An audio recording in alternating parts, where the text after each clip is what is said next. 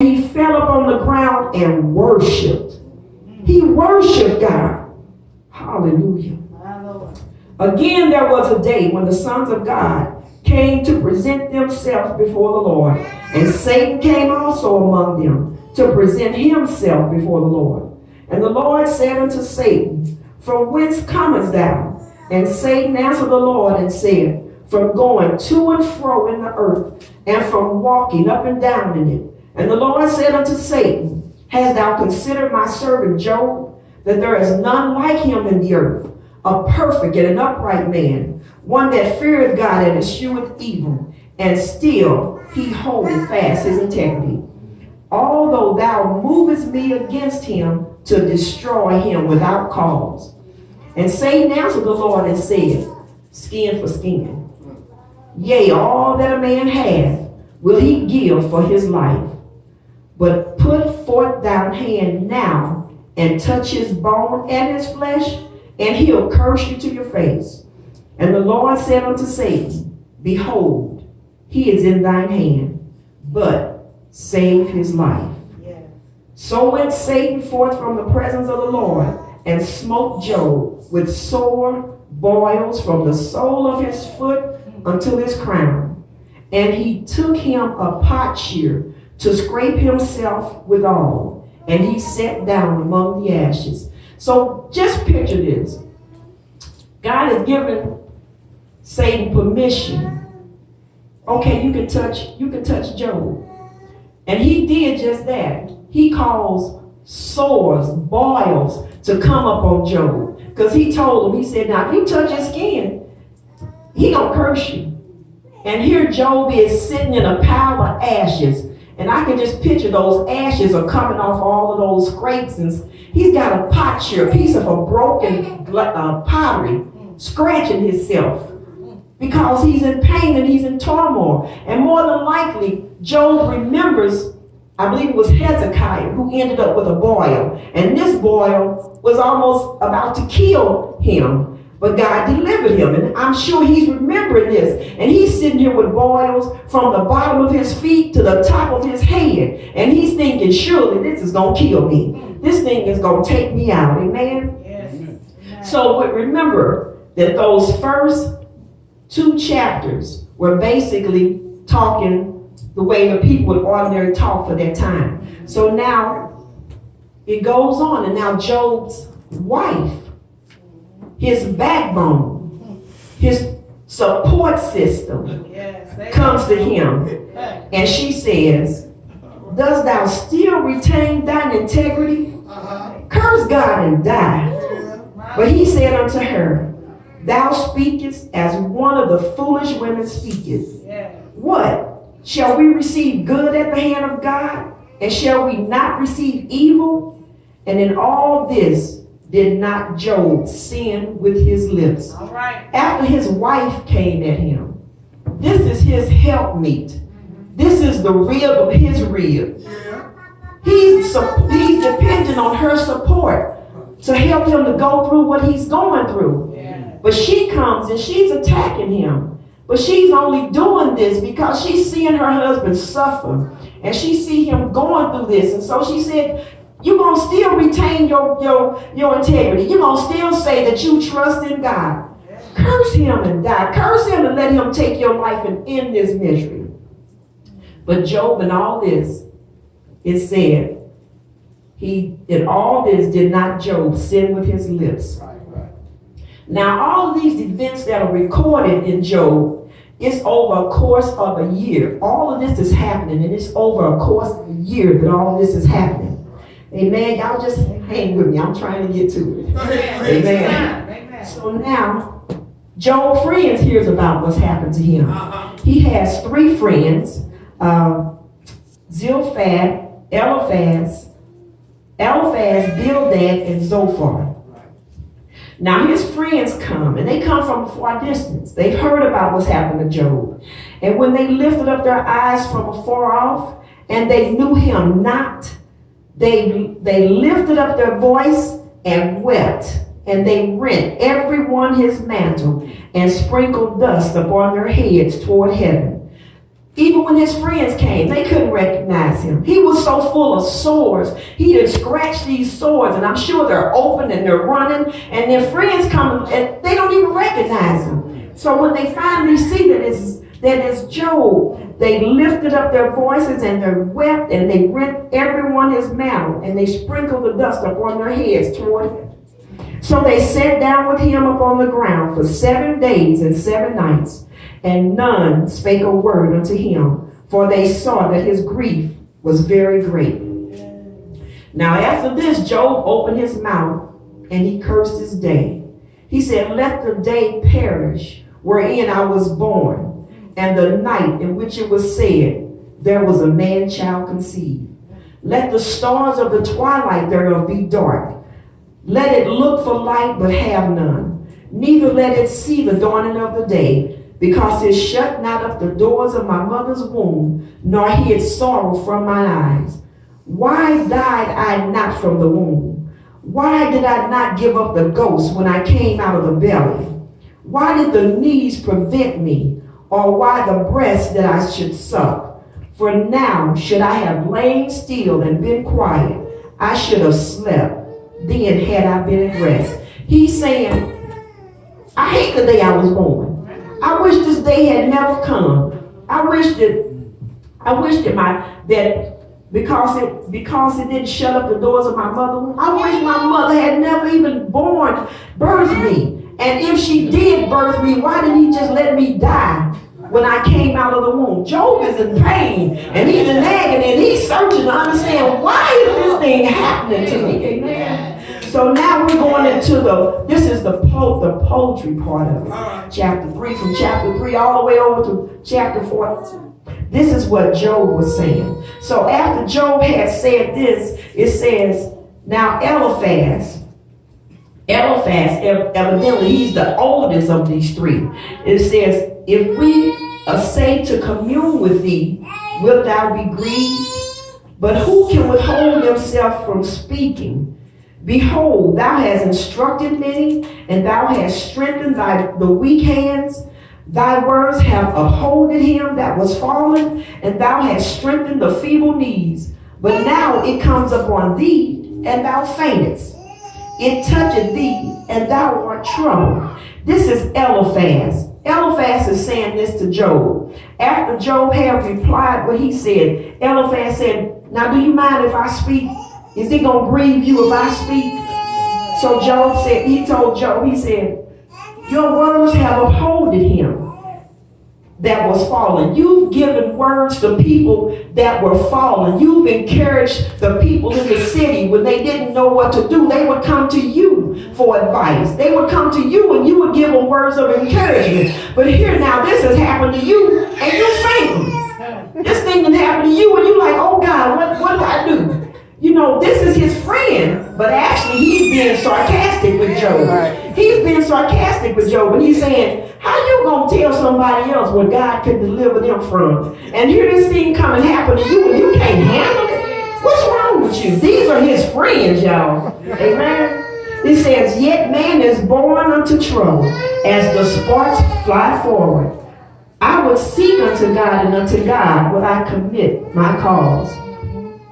It says, behold, this is still Eliphaz talking to Job. Behold, happy is the man whom God corrected. Therefore, despise not the chastening of the Almighty.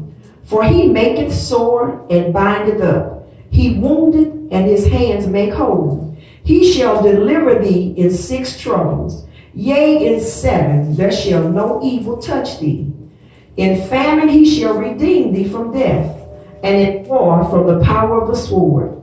Thou shalt be hid from the scourge of the tongue, neither shalt thou be afraid of destruction when it cometh. Thou shalt know also that thy seed shall be great, and thine offspring as the grass of the earth. Thou shalt come to thy grave in a full age, like as a shock of corn cometh in its season. Lo, this we have searched it, so it is. Hear it, and know thou for thy good. He came out at first kind of being sarcastic with him. And then he thought, okay, let me think about this thing. Now let me kind of ease up on him a little bit. And he told him, Thou shalt know also that thy seed shall be great, and thine offspring as the grass of the earth. Thou shalt come to thy grave in a full age. Now he's trying to kind of comfort him a little bit, because I came out maybe too strong on Job. Let me kind of comfort him a little bit. But then Job answers him. And back and forth, this is a whole conversation, back and forth, this whole book of Job, between Eliphaz, Bildad, Zophar, Bildad, Job, Elihu, and finally Jehovah. So this is just a poem going back and forth. And that's why I want you all to understand this is a poem that's happening. So now Job speaks. And Job says, "Oh, that I might have my requests, and that God would grant me the thing that I long for. Even that it would please God to destroy me, that he would let loose his hand and cut me off. Then should I have comfort. Yea, I would harden myself in sorrow. Let him not spare, for I have not concealed the words of the Holy One." Job is saying, "Oh, that I may have my request." His request was to die. He wanted to just die. Just let me die so I can get out of this pain. He says, to teach me, and I will hold my tongue, and cause me to understand wherein I have erred. Is there iniquity in my tongue? Cannot my taste discern perverse things? Is there not an appointed time to man upon earth? Or not his days also like the days of an hurling? My flesh is clothed with worms and clods of dust. My skin is broken and become loathsome. He's getting to the point where he even hates his skin. I even hate the skin that I'm in. What is man that thou should magnify him, and that thou shouldest set thine heart upon him, and that thou shouldest visit him every morning, and try him every moment? How long wilt thou depart from me, nor let me alone till I swallow down my spittle? I have sinned. What shall I do unto thee, O thou preserver of men? Why hast thou set me as a mark against thee? Then Bildad, the second one, he comes in and he talks to Job. And he says, "Then answered Bildad the Shuhite and said, How long wilt thou speak these things? And how long shall the words of thy mouth be like a strong wind?" He telling Job, how long you gonna speak? You just full of hot air. How long you gonna keep talking? He says, "If thy children have sinned against him, and he have cast them away for their transgressions." Basically, he's saying, what happened to your children? They deserved it. They deserved it. Now this is your friend talking to you. That's coming to comfort you. "If thou wouldest seek unto God betimes, and make thy supplication to the Almighty, if thou wert pure and upright, surely now he would await for thee, and make the habitation of thy righteous prosperous. Behold, God will not cast away a perfect man, neither will he help the evil." Now this is Job's reply to Bildad. He said, "I know it is so of a truth, but how should man be just with God? If he will contend with him, he cannot answer him 1 of 1,000. He is wise in heart and mighty in strength. Who hath hardened himself against him and hath prospered? If I speak of strength, lo, he is strong. And if of judgment, who shall set me a time to plead? If I justify myself, mine own mouth shall condemn me. If I say I am perfect, it shall also prove me perverse." Finally, he says, "My soul is weary of my life. I will leave my complaint upon myself. I will speak in the bitterness of my soul. I will say unto God, do not condemn me. Show me wherefore thou contendest with me." Then finally Zophar comes and he speaks. Zophar is the youngest of the three. So he's heard the first two talk to Job. So he's kind of bitter in his speech. He says, "Should not the multitude of words be answered? And should a man full of talk be justified?" Basically, he's saying, are all these words to go unanswered? And is a man seen to be right because he is full of talk? Should thy lies make men hold their peace? And when thou mockest, shall no man make thee ashamed? He's saying, are your words of pride to make men keep quiet? And are you to make sport with no one to put you to shame? He says, if thou prepare thine heart and stretch out thine hands toward him, if iniquity be in thy hand, put it far away, and let not wickedness dwell in thy tabernacles. But the eyes of the wicked shall fall, and they shall not escape, and their hope shall be as the giving up of the ghost. So Job has sit there and he's heard all these things back and forth, back and forth. Basically, his friends are telling him, Job, I know the life that you say you live, but Job, you're a hypocrite. And not only are you a hypocrite, you're a liar. These are his friends. This is his posse, his so-called friends that, that's supposed to be there giving him support and giving him comfort. And they're just going back and forth. And they're only just kind of like putting them down. Amen. Then Job finally answers. He answered Zophar. He said, lo, mine eye has seen all this. My ear hath heard and understood it. Yet ye know the same do I. Yet ye know the same do I know also. I am not inferior unto you. Surely I will speak to the Almighty, and I desire to reason with God. But ye are forgers of lies, and ye are physicians of no value. This is what he's telling his friends. I won't reason with God for myself. Because see, y'all are forgers, y'all are liars. And what y'all saying, there's no value to me. Amen. He said, your remembrances are like unto ashes, your bodies to bodies of clay. Hold your peace, let me alone that I may speak, and let come on me what will. Wherefore do I take my flesh in my teeth, and put my life in my hand? Finally, he says, though he slay me, yet will I trust in him. But I will maintain mine own ways before him. He also shall be my salvation, for a hypocrite shall not come before him. Man that is born of a woman is a few days and full of trouble. He cometh forth like a flower and is cut down. He fleeth also as a shadow and continueth not.